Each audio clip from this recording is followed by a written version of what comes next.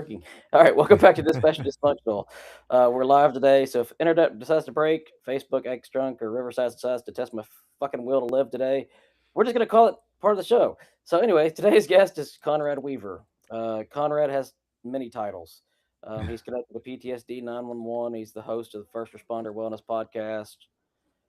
He's involved in leadership training, storytelling, and first responder wellness.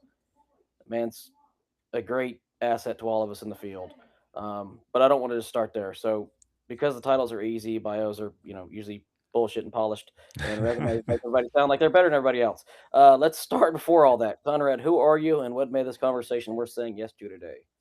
Yeah, so that's a great question. I'm a husband, I'm a dad, I'm a grandfather now.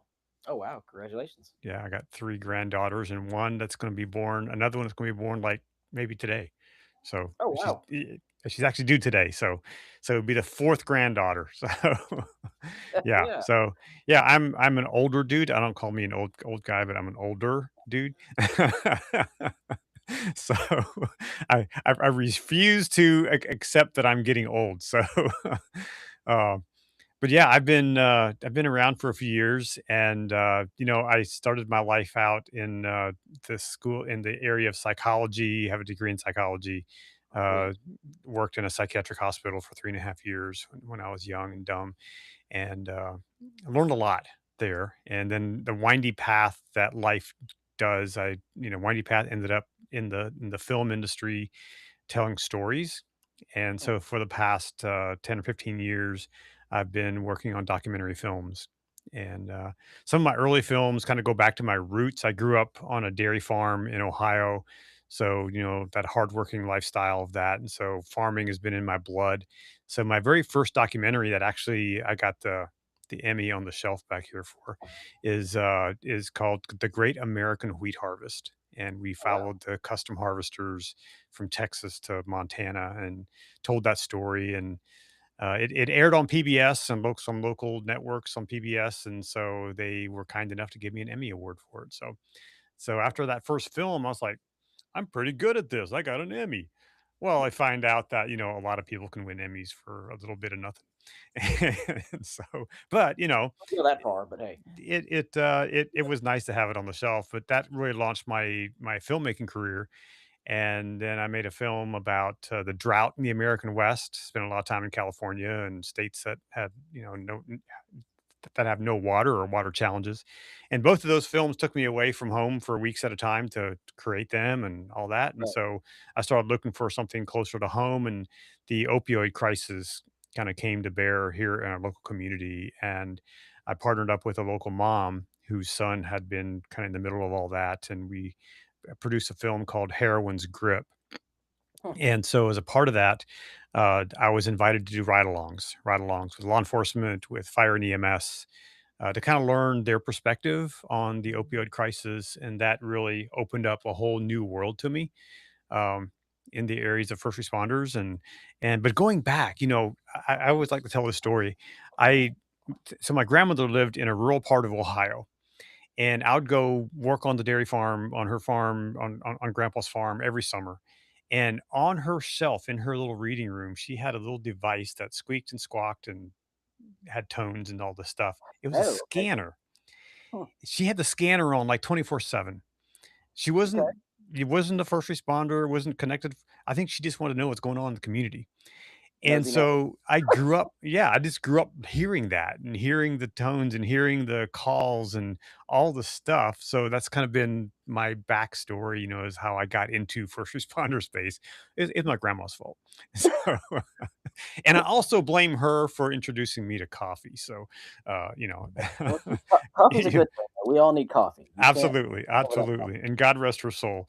But yeah, that's kind of how I got into the first responder space. Then obviously the documentaries, Heroin's Grip, doing ride-alongs really showed me some of the challenges that first responders face. And it was on one of those ride-alongs when I was with the police officer, we were called to a fatal overdose, and something that all of you guys have seen.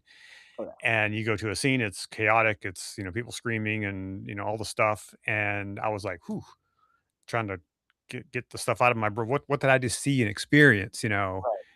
And I looked around and the first responders on the scene were like, "It's just Tuesday." It's You another day. know? Yeah. Yeah, another day.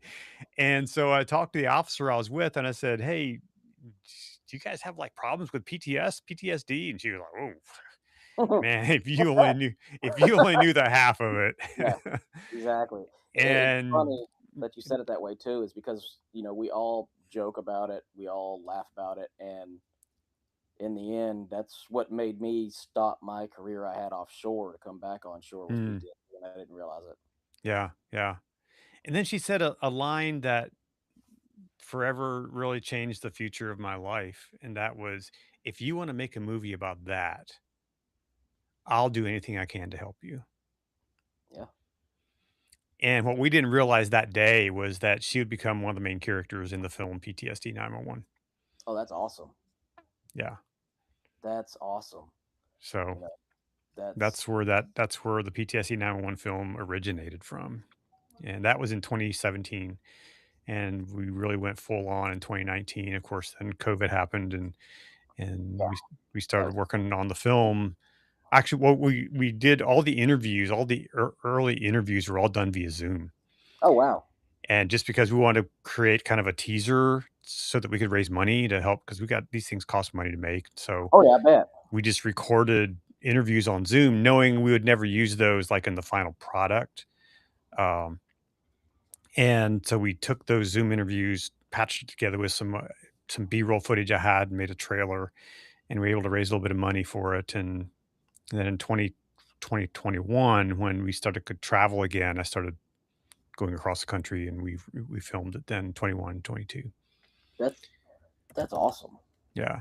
That's especially knowing that you did it that way, that's something that a lot of people don't really get to see. Uh, Mhm. you actually got to see the front lines that we deal with and Yeah. understand, what we've seen because you actually went to the calls, Yep. uh, and and that's just something that to me, a lot of these podcasts that I've listened to and watched or whatever you want to call it, they don't quite grasp it the way that with your psychology background, plus you being able to see it and Mhm. understanding what we're going through, and then trying to be an advocate for us by creating a film for God's sakes. Mhm. That's awesome. Yeah, thank you. That speaks It's about it's really an honor and a privilege. I mean, you guys serve our communities sacrificially. I mean, I've seen, our little town of Emmitsburg, where I lived for 20 years, the home of the National Fire Academy, National Emergency Training Center. We had a volunteer fire department, yeah, and I think the EMS was like staffed, full time, but the fire side was all volunteer. And in our little town, the siren would go off. Years ago, that was the way they called everybody to the right, station right, for a right. fire. Well, now they don't need that, but they still blow the whistle. And so, and some people don't like it, but it's part of the culture. And the siren goes off at 2:30 in the morning, and these guys and gals in the local community are jumping out of bed and running to the firehouse to make a call. Yeah. And so I have deep respect for you guys and for, you know, when you're sitting down for Easter lunch, Easter dinner, and the tones go off, and you're running to the firehouse to make a call, because someone did something stupid, you know, and you just make those sacrifices, and you do it willingly without grumbling, mostly, and you know, and Oh, you we just grumble. I promise, we grumble. well, when I'm around, there wasn't a whole lot of grumbling going on, but Just if you wake us at 2 o'clock in the morning, we kind of grumble. We will be there, and we will do what we got to do. Absolutely, and that's why I appreciate you guys. You will be there. I mean, there was a day when this was when we were still living up in Emmitsburg, and my son was still at home. He was in high school, and I was doing a workout in the morning, and I hadn't hydrated. Speaking of hydration, right here. Uh, And I started getting lightheaded, and I almost passed out. And I was like, Spencer, you probably need to call 911. In walk the guys. I know them. They're like, Conrad, what did you do? And why are we here I, today? I don't know. They hauled me off to the hospital. They did a whole, all the stuff from my heart. That was all fine. It was like, oh, you just need to drink water. Yeah, And so, they showed up for my emergency, exactly. and I appreciate that. I called 911. They were like, "We'll be right there," and fortunately, I lived, 3 blocks from the firehouse, so it was a pretty quick response, and, but, I have so much respect for first responders, and not only, fire and EMS, but law enforcement, and, of course, these days, how law enforcement is treated around the country and the challenges that they face, the real genuine opposition, the people hate them and all the stuff, it's like, so much respect for anyone who wears the badge and responds to community to keep our communities healthy and safe. That's awesome. It's that's one thing that, like I said, we do grumble, and just if anyone's listening, that's a public official or public person that is in first response. We may sound angry, we're not. We're tired and just got to get up. Sleep deprived, right? Yeah, that's the easy way to put it. Yeah. Yeah. But it is, it is what it is, and I love it. I've loved it for 10 years. Uh, and I can't say that this is anything that ever gets old, or can't expect to see what I'm going to see when I get there. Mhm. Mhm. And, like, you know, the thing that gets me too is we all you said on your form, everything rises and falls on leadership, Mhm. and we start at the bottom and we build up. And I think here in EMS, fire, law enforcement, dispatch, which I could never do, healthcare, Mhm. it explains everything there. And we've all seen that. We've seen the bad systems, we've seen the bad leaders, the good crews, Mhm. and departments just saying they care about wellness and well-being when they don't give a shit. Here's a pizza party. Um, Mhm. and I'm sure you've dealt with that before too while you're doing this. Yeah. But when you say everything rises and falls on leadership, what have you seen that made that more than just a quote to you? Yeah. So that's a quote by John Maxwell. He's one of the world's leading experts on leadership. He's written more leadership books than anybody. Hmm, And full disclosure, I'm a part of his team. I'm being certified under the Maxwell name and going through his courses and all that stuff. But that's all.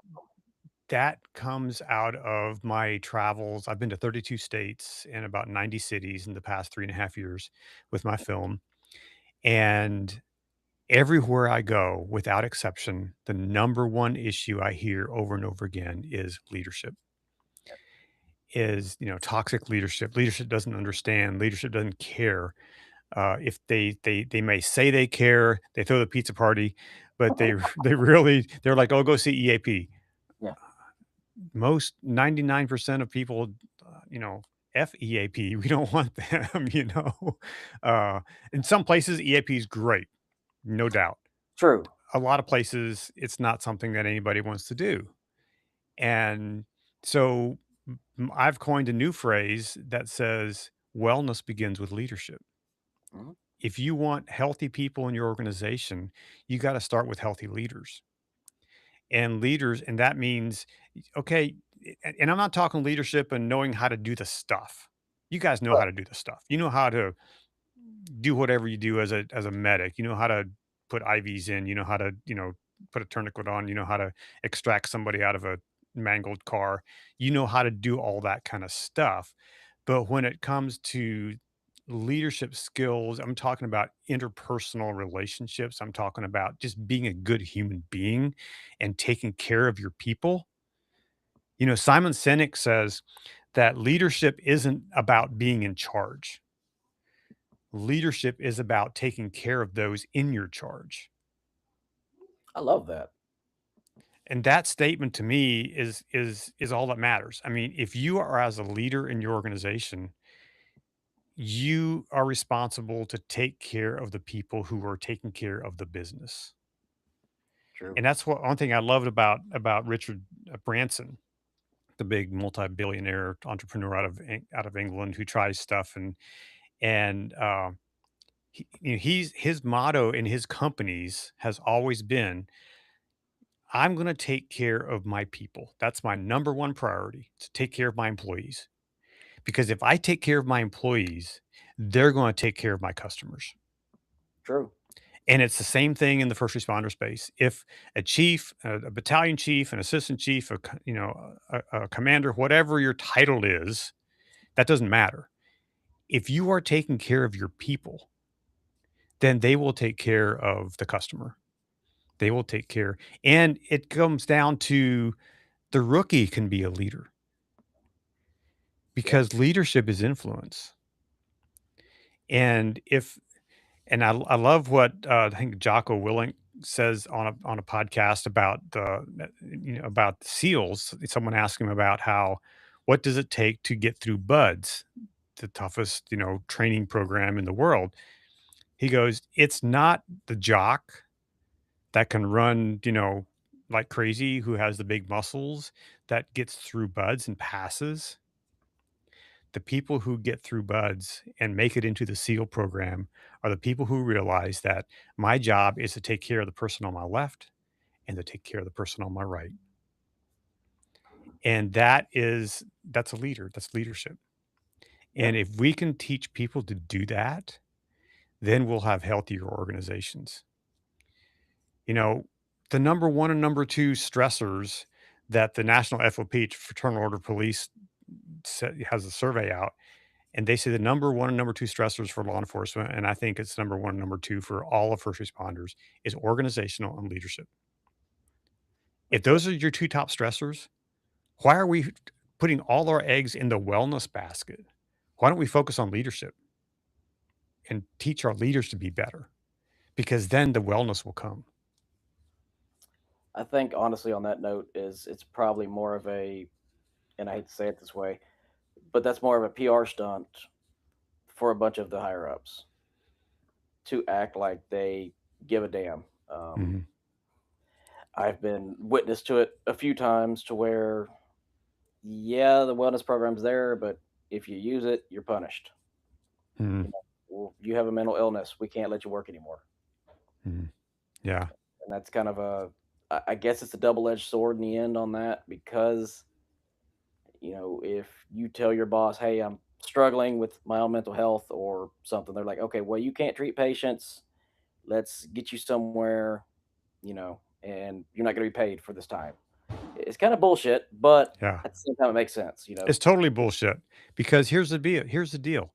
If you have a system, if you have an organization that's how they handle it, then guess what? You're not gonna say anything, right? Yep, And when you're not saying anything, you're going out there, you're treating patients not well, exactly. and if you're in law enforcement, you're carrying a gun.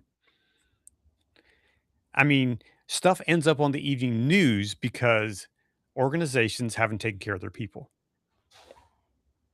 You know, you know, I contend that this can be controversial. I contend that the George Floyd incident wouldn't have happened if that officer would have been healthy. I can agree with you 100% on that one. And I blame the organization behind that police department for not helping him to be healthy. And they like to blame the training or you know Yeah. home problems. And that kind of brings me to a question I got written here for you too is, have you ever sitting across during this whole process that you've been through, have Mhm. you ever sitting across anyone and said, damn, this person's just been carrying this for too damn long? Yeah, for sure. I was at an event, I forget where it was. It was a retired firefighter comes up to me after the screening event of our film, and he goes and we had this deeper conversation because we always have a panel discussion at the end of the film. He That's comes cool. up to me afterwards and says, "You know what? There is no hope for me." Oh shit. I was like, "Dude, your heart's beating. If your heart's beating, there's hope." Damn. And so it was just like carrying that and thinking that I'm done, I'm washed up, there's no hope. That's heavy, Very. And so I literally said, "Dude, your heart's beating." Right. And I said, "When your heart's beating, there is still hope." When you're dead and gone, there's no hope, for you to be better, obviously. But Yeah. when your heart's beating and you're alive, then there's hope. Damn. So what has surprised you so much about us in uniform that you didn't know before learning about us? Mm. I think One of the things that has always amazed me, maybe not so much surprised, but amazed me, is the camaraderie and the brotherhood and sisterhood that is portrayed. You guys take care of each other. You guys, for the most part, there's times Right. when you don't, you know, Well, it's, that's you know, everywhere, but yeah. yeah. But that brotherhood and sisterhood is so strong. And, a few years ago, I rode a bicycle across the country with my buddy John and promoting my film, and we got to stay in some firehouses along the way. And it was amazing. Like we rolled into one town in Washington State. It was in Walla Walla, Washington. Rode into Station One, and we just rode up our bicycles. Here's two dudes on bikes, and these guys, and the captain came out and was like, "What are you guys doing?" And we said, "Well, we're riding across the country for first responders." They go, "Oh, well, what are your plans for dinner?" I said, "Well, we don't really have any dinner plans." He said, "Well, we've been smoking a brisket all day." I was like, "What time's dinner?" You know? And so we were invited to come in, join them around the table there in the firehouse, and just sit there and shoot the breeze and just enjoy that camaraderie. Yep. And that's really cool. I experienced a little taste of that when I worked at the hospital. I worked in a locked psychiatric unit for adolescents, and it was a family. We really was a family. We took care of each other. We protected each other. We supported each other. So had a little taste of that, and I think, but seeing it, being able to sit in the firehouse, to be able to sit with these firefighters who were there for each other, sitting around the table having a meal together was pretty cool. That is awesome. Yeah. And I guess I take it for granted because I do it every day. Mhm. And I guess from an outside perspective, that does look a lot different because Yeah. we are sitting there every day on shift. We eat together, we joke together. We're all there. We can call each other any time of the day, any time of night if we need to. Mhm. A lot of the time, some people, don't try to, but still, Mhm. and in our line of work, to me, I'm sure you've learned about this a lot. Is it's our work's more about listening than it is Mm. participating. Yeah. Yeah, You and know, I think that that is so important to. I mean, God gave us 2 ears and 1 mouth for a reason, right? You know? The other thing on kinda on that note is I remember when I was doing ride-alongs with law enforcement, and I spent, quite a bit of time with the sheriff's department here locally and some police department, and just the interactions that the officers had, off mic or, like, not on the radio, but, their phones would buzz, and they were texting each other constantly during the shift. Just staying in touch that way and updating, and sometimes it might have been because they didn't want that go through official channels, oh through yeah, through the radio. But it was just cool seeing that constant. And even now, when I'm watching different YouTube videos or whatever, like police calls or whatever, and you hear that bzz, bzz, on the vest that they have, and so you know they're texting each other, So it's just pretty cool that they stay in touch. I mean, I have friends that we text each other now and then, but maybe once or twice a week. It's not like every day. But seeing law enforcement, seeing first responders stay in touch with each other like that and taking care of each other is pretty cool. yeah, and it's kind of funny because I'm in an industrial mill right now in a fire department, and we'll sit there and do the same thing. We'll text all day, and Hmm. it's a little weird, I guess, to people, but it makes us know that we have each other's backs, Yeah. and it makes the shift goes by so much faster to know you actually have buddies there. Hmm. Um, and I don't know that makes it worth going to work for every day. Hmm. Yeah. You're there for each other, and that's what's important. I mean, and experiencing some. I mean, you experience people's worst days every day. Oh yeah, And very few people do that. You know that I mean, true, the general public has no idea. The general public has no idea that this is what you guys do every single day. You know, very true. And and so you've gotta have an outlet to be able to handle that stress and that all the stuff that you see and experience. So, I think that's important. That camaraderie is important because, if you look at in my previous film before this one was called Heroin Scripts, is about the opioid crisis. So I work with a lot of people in addiction. One of the number one things about addiction is isolation.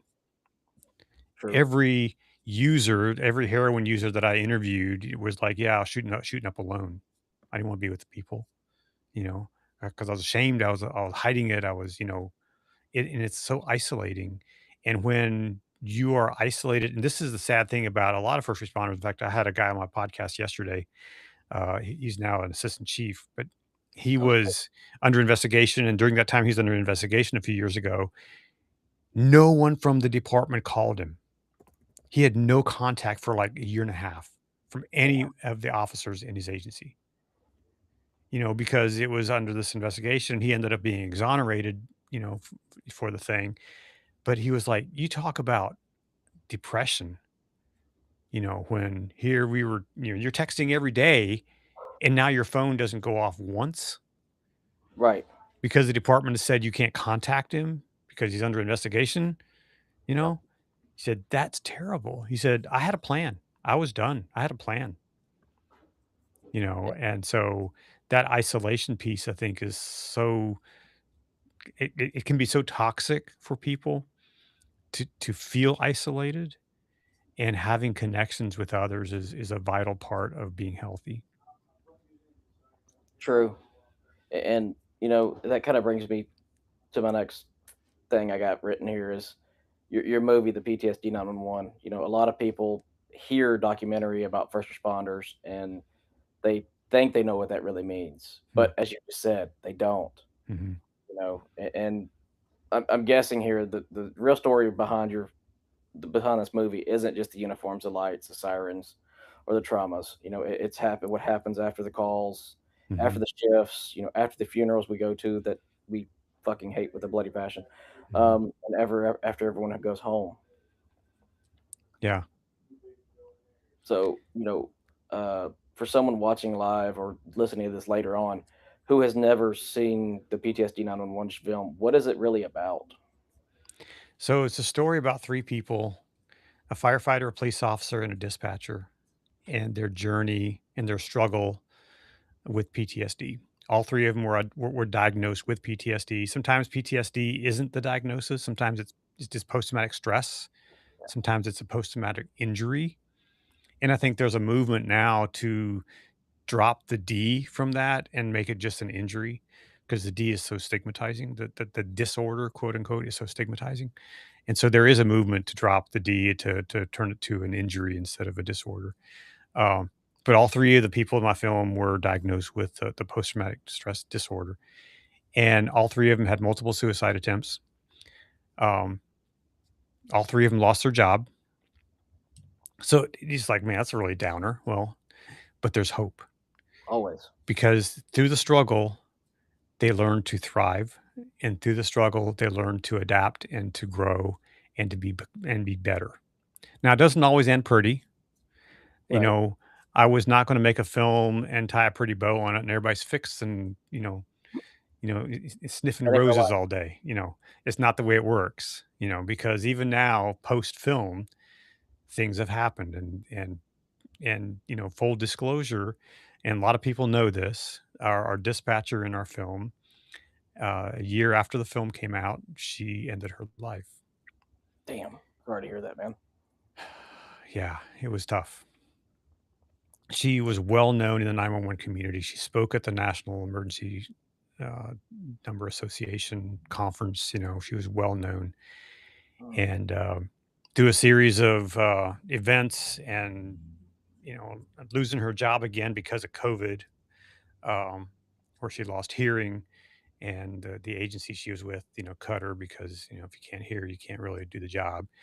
Um, but they didn't really give her an excuse or a reason for it. They just cut her. Of course. And she was a rock star. She was in Boston. She was part of the Boston Marathon bombing event. She took Oh, calls for that. wow. Yeah, she was a See, rock star dispatcher. that's one thing I Uh, couldn't do. I could never be a dispatcher because I want to see what I'm dealing with. I can yeah, only imagine. I have buddies that are dispatchers. I could only yeah. imagine the That's what only they do. They imagine. They imagine it. right. They can't see it. They can hear it, and then your brain creates the scene. And I think that'd be a lot worse though. sometimes it's way worse. Yep. than what it actually is. That Yeah. And sucks. so, and the only reason I had a dispatcher in my film is because I was at our local firehouse one day talking to the president of our fire company there, and he was like, "Well, have you thought about 911 dispatch and including that in your film?" I was like, "Well, no, I haven't. Tell me about that." He goes, "Well, I'm a dispatcher. We hear it, we imagine it, we don't get closure. It's a problem." And I was like, "Oh, That's heavy. okay. Yeah." And I've sat down with dispatchers. I've put the headset on and did what they call listen along, kind of a sit along and listen. Right. It's crazy what they have to deal with. And funny story. So I was down in Austin, Texas a couple years ago, and I was hanging out with a communications director there, and he took me into the Austin call center, massive, Oh, I bet massive that's nice. place. And I mean, I don't know how big the room was, but it was huge, and they covered all areas of the county, law enforcement, fire, EMS, state patrol, all the stuff. They covered it all. And so I asked him one day, I said, "What's like the crazy call? What's crazy call you guys get?" He goes, "Well, a crazy call would be right in downtown Austin. There's like a river that runs through, or like a lake or something." And he said, "In the summer months, there's a lot of boating out there. There's a lot of stuff that goes on." He said, "A crazy call would be there's a psychotic woman with no clothes down there on the lake, screaming and all this stuff." Because then you got to have law enforcement, you got to have EMS, you got to have someone in the mental health field being there. You got to call all the troops, to come with this. He texts me later that day. He goes, "You won't believe this. That call came in." He spoke it to the He world. spoke That's it what into he being. spoke it into existence. Damn. Said Yeah, that very thing happened that afternoon. it's funny. I was actually being made fun of the other day, or not made fun of, but because I actually my second year in EMS, I was an advanced EMT, and we had a site call come out. Well, this gentleman's naked or in the middle of the streets and trying to rip people out of their vehicles. PD's still in their cars. They're not doing nothing. So I'm like, all right, screw it. And then he comes to my truck. He comes to my truck door and tries to rip me out. I'm like, all right, we're gonna have an issue. So I jump out. We start chasing him. I start chasing him. And then next thing I know, I'm getting whacked upside the head with a little mop handle that he found on the side of the street. He whacked me in the head. I'm like, all right, knocked me out for a second. Got back up, started chasing him. Then PD decides to join finally. And yeah, so then I learned that he was actually, as you were saying earlier, he was one of the opioid addict Mm, addicts mhm. from his parents, from his mom. He had to take drugs every day to not be Not be psychotic, sick. Okay, yeah, yeah. and it was just weird to learn that Mhm. and to see the effects of this is what happens. Yeah. And I've never chased a naked man in my life, but hey, And never want to again, right? I want to again, but I'll never live it down. Yeah. But Yeah. it's funny you brought up the naked thing, and it as many patients that we have that are naked, I wonder why so many times. But anyways, That's a good question. It's like, if people would only know how many times the EMS goes to a naked call, that'd be they'd be shocked. Uh, that is the truth. I was doing a ride along with a police officer, and we were called to an overdose scene, but it was a crazy guy. He was overdosing on spice. Oh God. It was, synthetic marijuana, Yep. and that, I guess, is just makes you batshit It makes you crazy. delulu as hell. Yes. Yeah, yeah, and stripping clothes and all the stuff. So we get there, and of course he's going off. They put him in the wagon, they hauled him off to the hospital. An hour later, we get another call for another overdose. Oh God. Same scene, Yep. same dude, same place. Yep. He AMA'd himself out of the hospital, just walked out. Back to the same place. And, you know, it was it was like, what's that movie, Groundhog Day all over again, you know? And it was like, "How many times do you guys do this?" She said, "All the time." She said, the officer I was with, she was like, "This happens over and over again," Yep. because they just leave, they just, they like the stuff, they go back to it, and And yeah, it's just crazy. And that's kind of what, in fact, when I was working on my film Heroin's Grip, I was talking to actually a medic, and he had come to my screening of the film, and the film was really impactful. That film is, kind of does a deep dive into the opioid crisis, and we kind of follow four different families and the results of their, actually two of them lost their kids, and two of them, their kids are still alive. And and he says, I used to get angry every time we go to an overdose, and it'd be the same guy that we just Narcaned yesterday and the day before, over and over again. He said, "But your film has kind of made me realize that these people actually have family who love them. They're human beings, and they have brothers and sisters and moms and dads that care about them, even though they may not have seen them for a while. Someplace down deep in their heart, they still have love for these people." And he said, "It just made me look at them a little bit different, than just another overdose or another dude we got a Narcan, once again." I bet that was So, awesome to hear, especially from a responder saying yeah, that from your yeah. film, and that does make sense.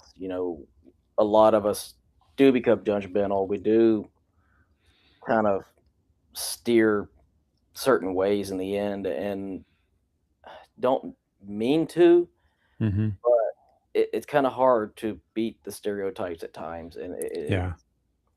you know, I'll admit I'm guilty of it every now and then. Um, I don't mean to. Again, it's human Sure. psychology. Yeah.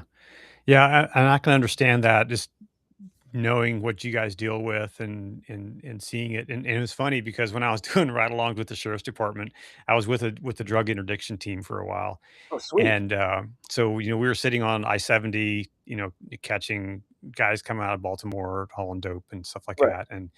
And, so you learn how to spot the cars. And I was with this officer that he was like the best in the county at this. We'd be sitting there at midnight, high beams on, going, cars are flying by at 70 miles an hour or 75, 80 miles an hour. And all of a sudden we were like head back against the headrest, flying up the road. And he had a reason to turn on the lights, and we'd pull somebody over, and he'd call the drug dog out, and they'd find dope, you know. And so it became pretty easy. No, okay, it became easier to, well, I became more aware of the cars that I was seeing when I was going down the road. And one day I was with my wife and we're driving down the road. I said, "See that car there? I bet he's riding dirty."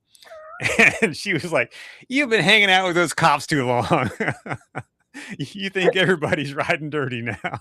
And then what's funny, that happened a couple times. And then one day my wife came home from work and she was like, "I saw one today.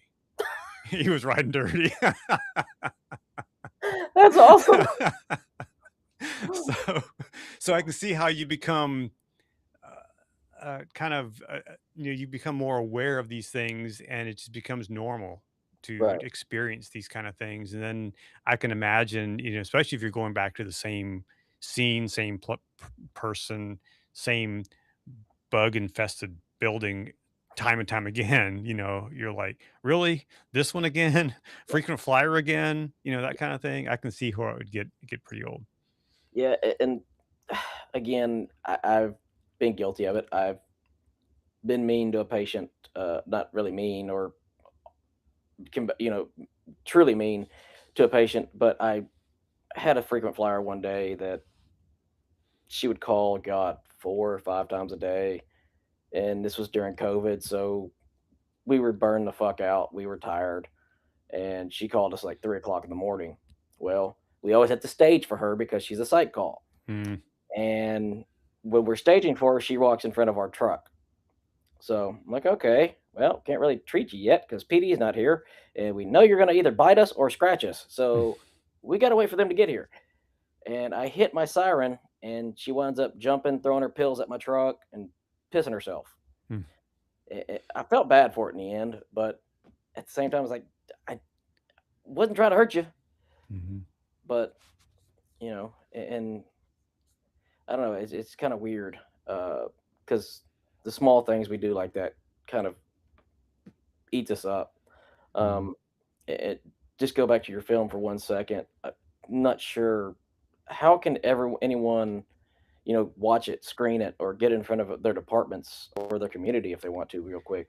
Yeah, sure. Yeah. If you can go to our website, ptsd911movie.com, we make it available for agencies to purchase for use for training. And it's a scale, it's kind of a sliding scales of smaller departments don't pay as much, bigger departments pay more just because of the numbers of people.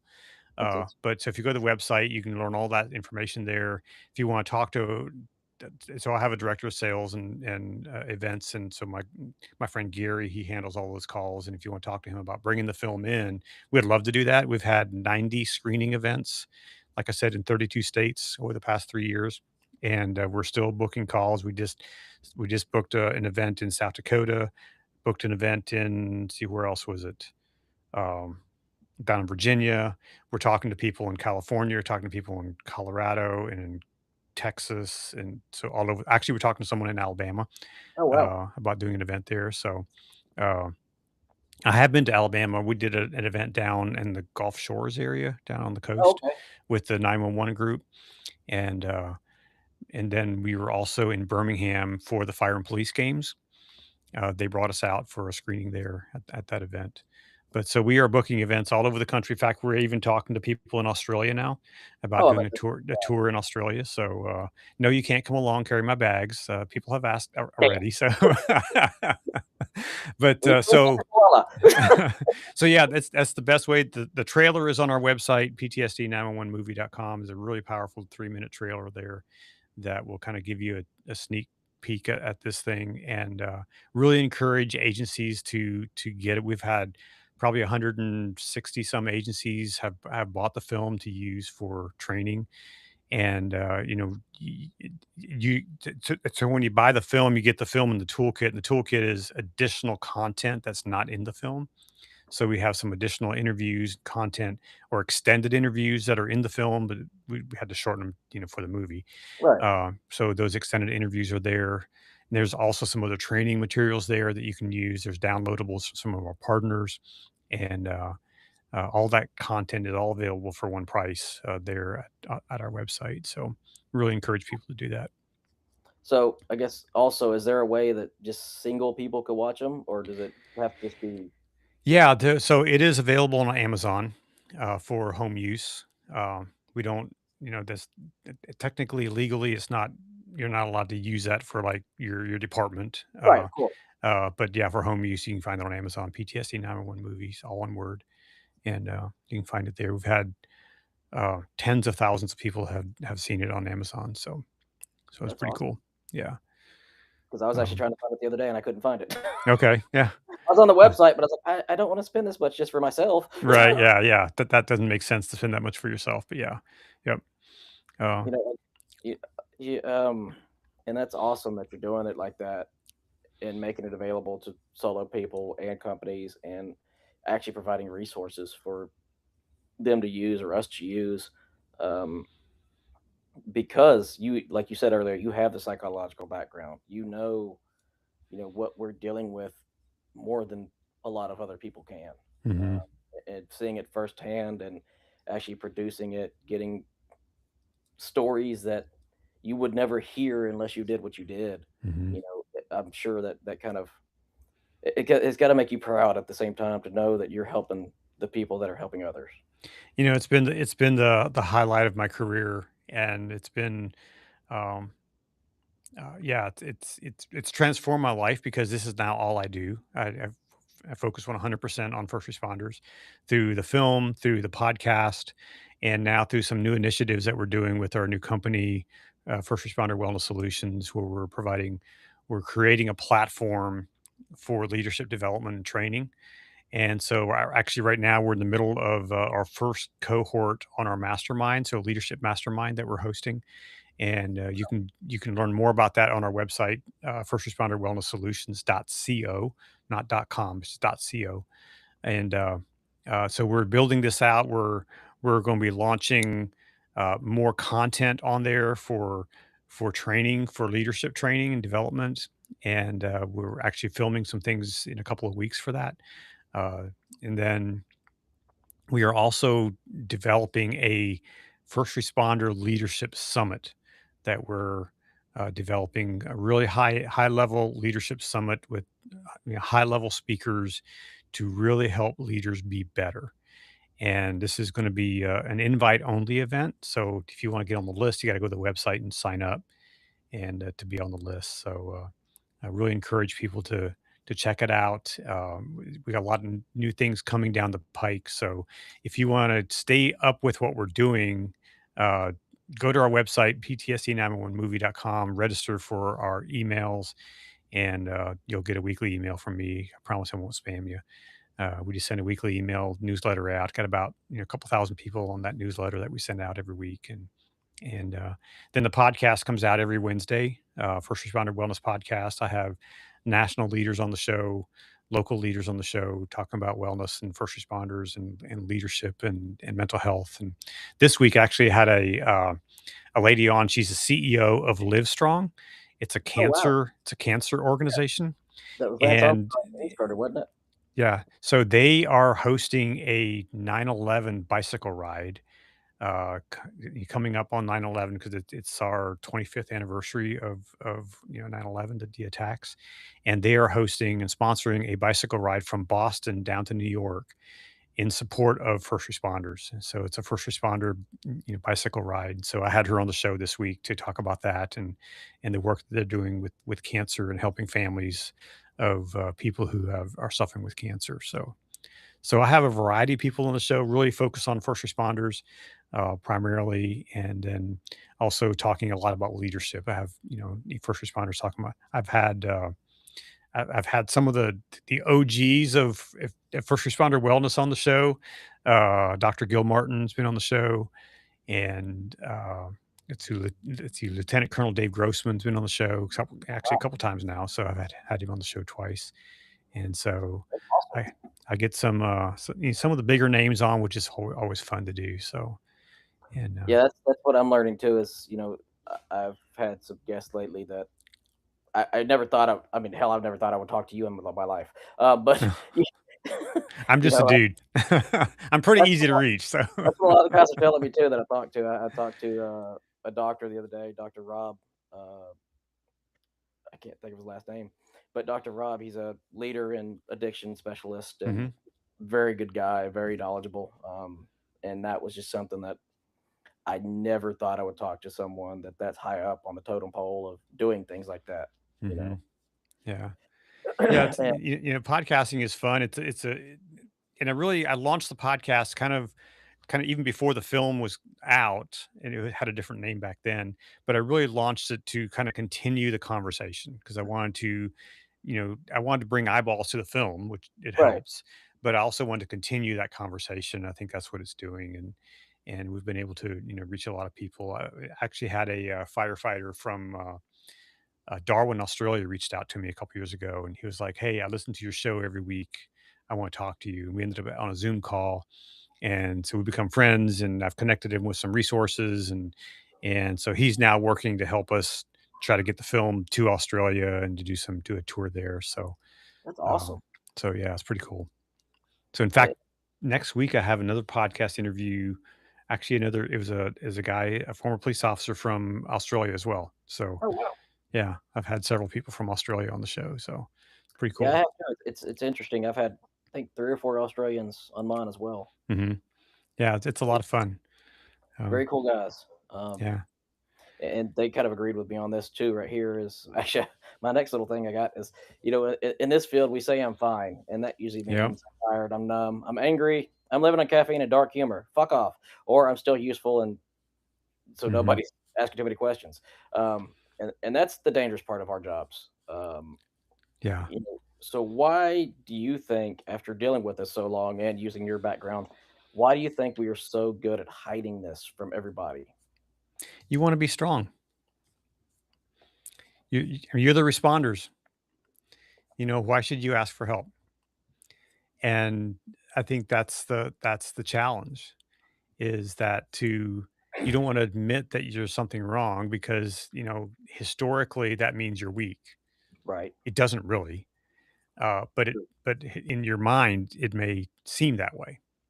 Um, to me, asking for help means you're stronger than you realize Very true. I think it's because it takes courage. yep. It takes courage to ask for help. And so I have a story related to that. So 3 years ago, I rode a bicycle across the country. I mentioned that. And we rode from Astoria, Oregon to Ocean City, Maryland, 3,400 miles. And we had, yeah, my backside is already hurting. And, uh, but in the middle of that, we had a support crew. We had a sponsor. Lighthouse Health and Wellness was our sponsor. And 3 weeks before we left, Joe from Lighthouse called me and he was like, "Hey, I did something." Okay, what'd you do? "I bought an RV. I'm coming with you." So we had a support crew, and which was fantastic. Here we did, we were planning on just taking sleeping bags and tents and, roughing it and that kind of stuff. And well, now we had an RV to stay in, Oh yeah. and we had someone to call if we got in trouble.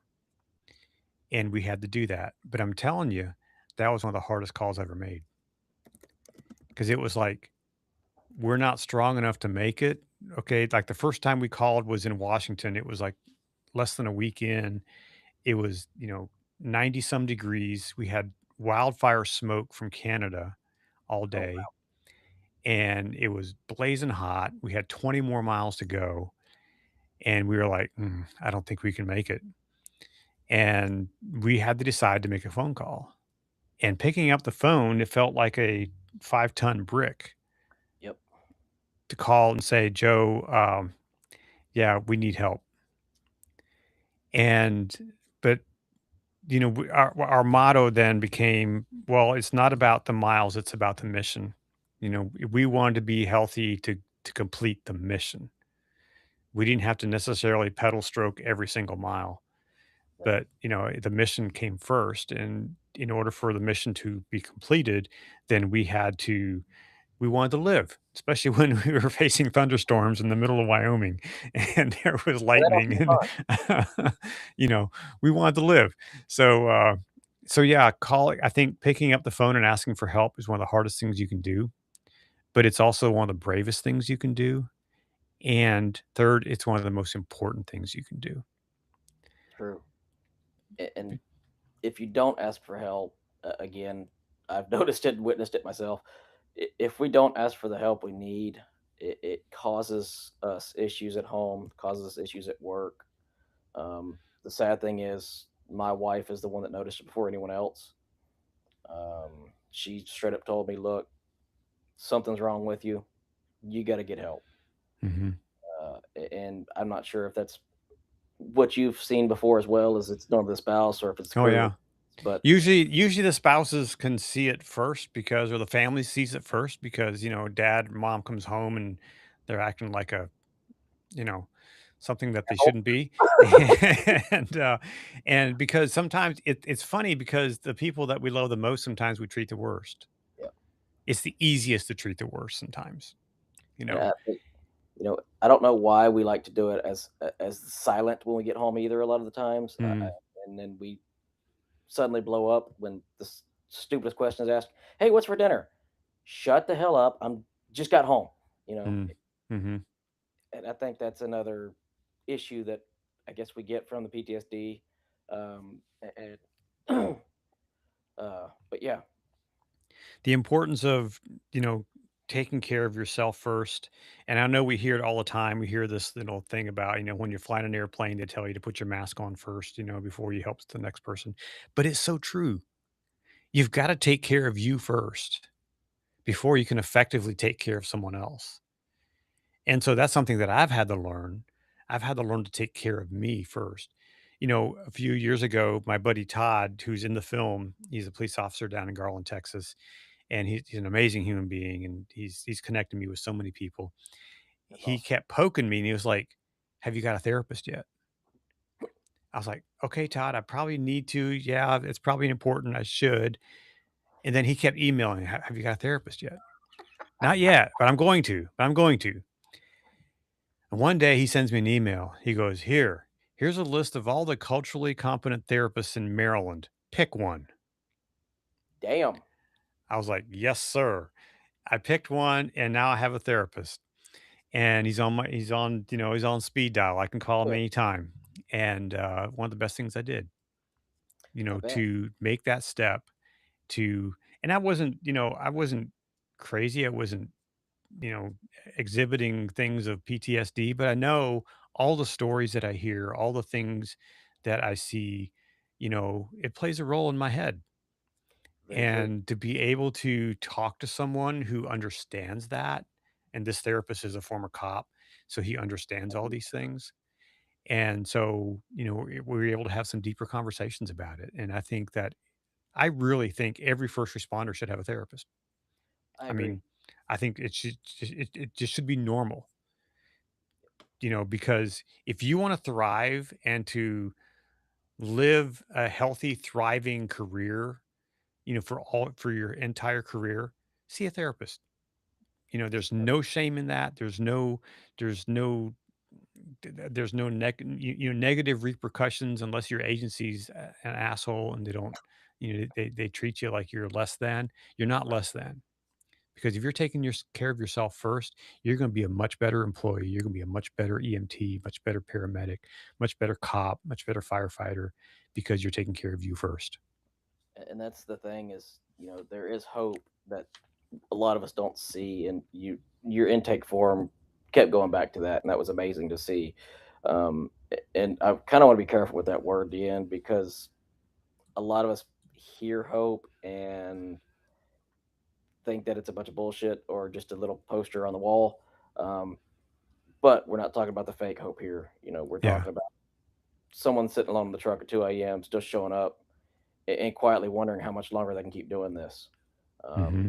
as you've said, you've lost friends to suicide, and it sucks when people lose sight of the hope. Yep. Um, so, what does the real hope for a first responder look like, and when they don't believe it yet? The hope looks like being willing to acknowledge, okay, I need help. And then having someone that can sit next to you, put their arm around you and say, you know what, I'm here for you. That's when that therapist comes in handy. I'm here for you. Come hell or high water, I'm here for you. And that's hope. And knowing that, and especially having someone next to you who said, you know what, I've been there. It's like someone said one time, the metaphor of, you look down into a hole and there's a guy down there in the hole, and how you get this guy out. Well, you're going to put a ladder down? No, you get down in the hole with him and you help him out. You know, it's Yeah, dirty work. It's messy. but Helping it's others is messy, you know, but it's so because that isolation, going back to that isolation, when you feel that, you're on the truck and there's no one else dealing with what I'm dealing with, I'm the only one. Everybody on the truck's in the same hole, you know? that kind of goes back to that old saying, "There's no such thing as a stupid question," and there really isn't. Yeah. That because if you're feeling it or thinking it, someone else around you is. Yeah. And the good thing is there are resources. There are resources available. There are free resources available to help. And I'm telling you, I'm going to offer this to you guys. If you're having trouble sleeping and you just, wake up with nightmares and all the stuff, I have a solution. I have a friend. His name's Dan Jarvis. He has an organization called Healing the Heroes, and he works with first responders all around the world. And and you're going to think I'm batshit crazy, but it works. He heals PTSD That's awesome. through the trauma resiliency protocol. It's an amazing thing that he takes people through. And I know because he did it with me. I used to Wow. have nightmares about a situation that happened to me years ago. And he was sitting at my kitchen table one day and we were talking. And this is when I was working on the film. And he was like, "You want to fix that?" And so I like to take a deep dive in the films I'm working on. So I said, "Okay, let's do it." 20 minutes later, we were done. I haven't had a nightmare since. Oh, that's amazing. I'm gonna And put that. so now I connect him with first responders all over the country. Every time I talk to someone, they're saying, "Hey, I'm having trouble sleeping." I said, "You know what? I got a buddy named Dan. He'll help you." That's And awesome. if you want to reach out, if you want to contact Dan, let me know. and I will get in touch with him. I'll connect you. He's very quick at responding, and generally on text messages, he'll respond within an hour, and he'll be in touch with you. And there is hope. And his mission now is to train other people to do what he's doing, and he's in the process of doing that all over the country, training people to do what he's doing. And he does it for free for first responders. The training he got to pay for, but Right. when he works with individuals, it's free for That's first awesome. responders and veterans. Yeah, it's amazing. And so, going back to your question, um, hope is available. Help is available, and that's where the hope is. There are people that want to help. There are people that care, and there are even agency leaders and police chiefs and fire chiefs that care deeply. Oh yeah. Just going to put it out there. There are people in leadership who really, really genuinely care for their people. I've met them. I've talked to them. Had a few of them on my podcast. And so there are those people out there. Sometimes, not always, but sometimes a change of scenery is helpful, True. you know, not always, but sometimes. Uh, and finding that agency that is supportive. In fact, one fire captain, I'll tell this quick story. Had a fire captain on my podcast. He's out of Texas. He went to his city and said, "Hey, we need a line item budget in the budget for wellness." Convinced the city leaders to say yes. And now he said, we have firefighters from all over the state, from bigger agencies coming knocking on our door wanting to work for us because they know they're going to be taken care of. That's awesome. He said, we don't have a recruitment problem at all. Said nothing. They're lined up at the door, oftentimes taking less money because they want to Wow. work for us because they know they're going to be taken care of. So if you take Dang. care of your people, they'll do anything for you. Oh yeah, 100%. And I just want to say something before you, because it's been an hour, so I know I only Mhm. quoted for an hour. Before we shut this thing down, I'm gonna be awkward for about 30 seconds, and I hate doing it because I'm gonna be asking for help here in a second. Um, just for everyone listening, I'm trying to get through the University of Florida Critical Care Paramedic Program. This isn't me chasing alphabet soup behind my name. This is me trying to get sharper, better skills, better for my patients, better for students that I hopefully proctor sooner or later, and everything I'm trying to build with the podcast, the website. Um, Everything adds up quickly, and that's why I'm needing some help. Apparently, education costs money.